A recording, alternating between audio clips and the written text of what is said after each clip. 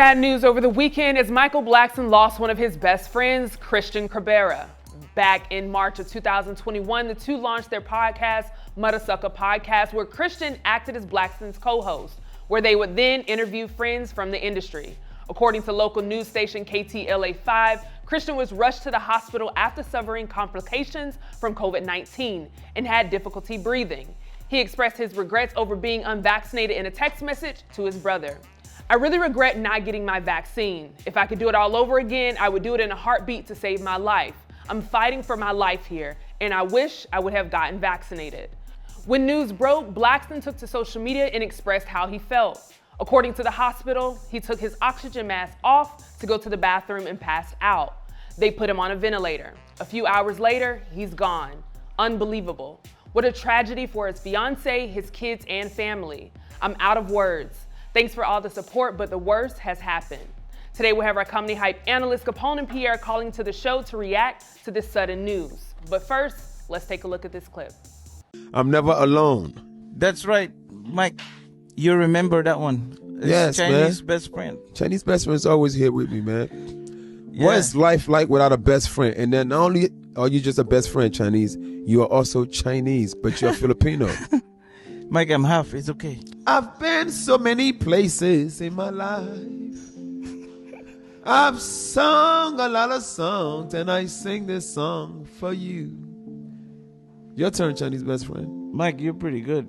But you sing better than me. Can you sing that? What's that song you mean? Oh, I know. What song is that? It's gonna be a duet.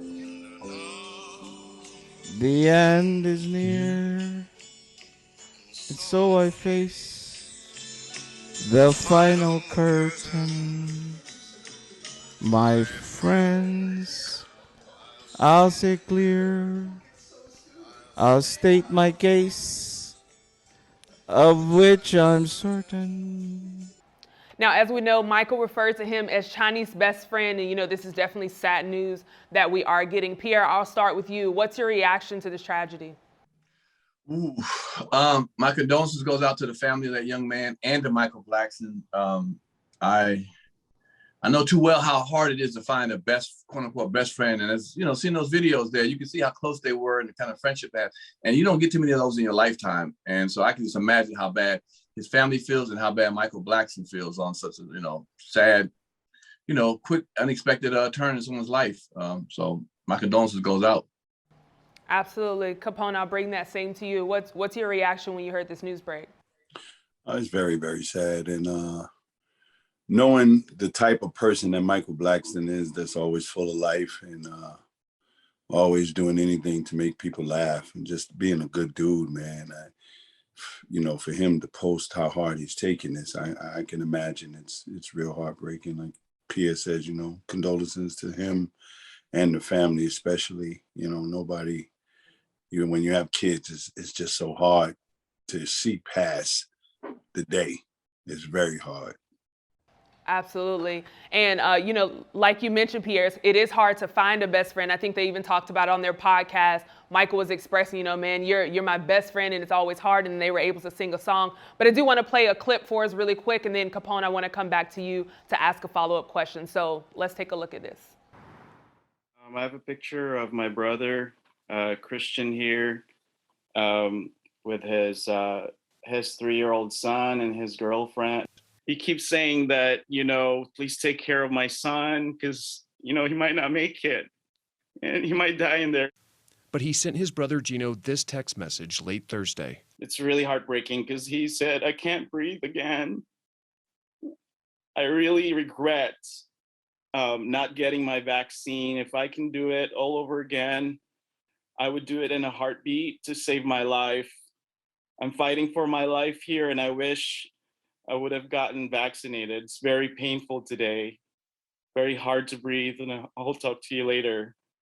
Now, that's definitely a tough video to watch, and even watching it again then, I had to hold back my tears. And I know we've had this conversation a good bit about COVID vaccines. So, Capone, I do want to come to you. I know you've been very outspoken about not necessarily being anti-vaccine, but just saying like, hey, it's a choice. So seeing this and hearing him say, I wish I would have gotten vaccinated, does that change your outlook on the COVID shot?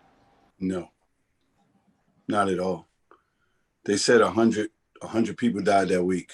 Why didn't they interview somebody who was vaccinated that probably died? It made it seem like everybody that was unvaccinated was the most severe cases. Out of the 100 people, how many that were vaccinated that died? You know, it's amazing that they pressed the fact that he said he wished he would have got vaccinated. And that's still, you know, a choice. And unfortunately, you know, the sad part is that he did die.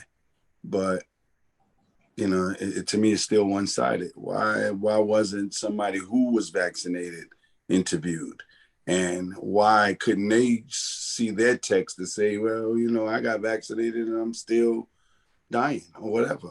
You know, nobody wishes death on anyone, but it just seems like this envelope is just constantly being pushed, and it's being pushed on one side. Absolutely. Now, Pierre, I want to start with you. We've been dealing with this COVID for what, feels like 5 years, if you will. I know it seems so much longer. You know, from the beginning times of it to now, has your outlook on things changed since then? Because I know time has gone on, so many things has happened in between that time. Has any of your thoughts changed? And if so, what are your thoughts that have? You know, at first, when it first came out, think of how funny it was, how we off home, coronavirus, video, everybody laughing and shit. Now, you know, months went through and everybody started saying, hold up, man, this ain't gonna be a 1 or 2 month situation. This is serious, really serious. Now, people, you know, people can sit there now and say, I knew it was serious from day one. Okay, I hear you. But now it's gotten really serious and it's stopped a lot of stuff. People lost their lives, the economy, the medical field, everything has been shaken up by this situation. And it became, you know, who wants to take it, who doesn't believe it. Now we're fighting amongst each other. I mean, what happens if it goes another 5 years? Are you willing to let it go another 5 years in a condition and you losing jobs and jobs are being lost because people aren't coming out? Are we down for that? Hey, if that's what you're down for, cool. So it showed me that where people stand at and where people don't stand at. But I took the shot. I'll say it one more time. I've taken the shot. Now look for the booster shot. You can call me whatever you want to, but I've had it. I have diabetes and 1 kidney, and I'm alive because of it. I went through the COVID thing with it. Never did I hear, you know what I'm saying? It was more about me not dying or being hospitalized. And I'm not dead, and I wasn't hospitalized because I took the shot. Capone, I'll ask you that same question. Over the years, has there been any change on your outlook?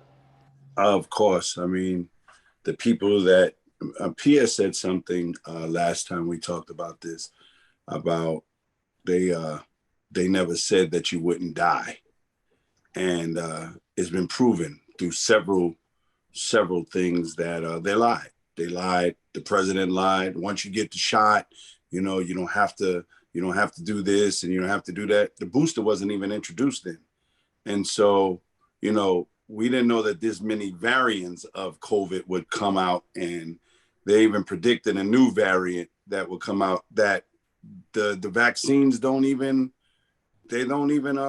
penetrate the new variants that come out. And so, I mean, like I said, to more power to people that chose to do it for whatever reason, and more power to the people that didn't choose to take it because of whatever their reasons are. I can't see why everybody, and it's proven that just because you're not vaccinated, you can't give it to somebody that's vaccinated. People from that's vaccinated gave it to people that is vaccinated. And all of those lies have come to the surface, but they still trying to convince that they know what they're doing.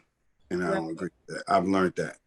And what I hope as well, I just hope that as we continue to move forward, that they'll really push the importance of getting tested. You know, when you go to different events, it's, you know, you have to either get tested or show a vaccine card. I think everybody should get tested. That way we can make sure we're also protecting our people that are vaccinated, that are going into, you know, these events without having a negative COVID test. So I just hope that, you know, people are being a little bit more careful and things like that, and keeping a mask on, you know, just be safe. It's definitely, you know, a hard time. Go ahead, Pierre, and then we'll But let me ask you, at the end of the day, who do you trust? If you're not a scientist and not a doctor, if you don't want to take it, you'll trust the ones that say don't take it. If you want to take it, you'll trust the ones that say that does. At the end of the day, like the president, we are trusting the president now that if he says this, will we ever trust the president? So the president can say it's good or bad.